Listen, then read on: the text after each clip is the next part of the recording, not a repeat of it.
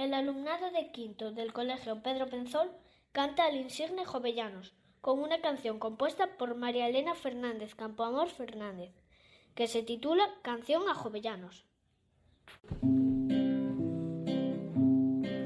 A Jovellanos, los niños queremos cantar, un hombre culto de nuestra tierra cara al mar, que fue político, escritor, que fue valiente, emprendedor y un asturiano de bandera.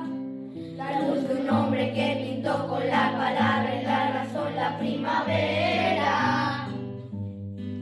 A Jovellanos, los niños queremos cantar, un hombre culto de nuestra tierra cara al mar.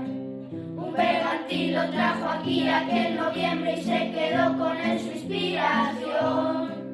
Su nombre está en cada rincón y su recuerdo quedará grabado en piedra.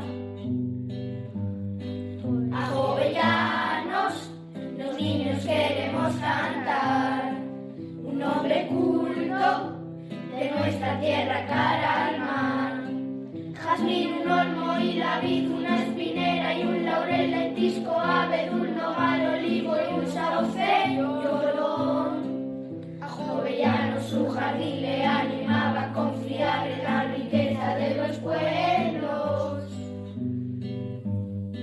Con Jovellanos, unidos el bosque y el mar.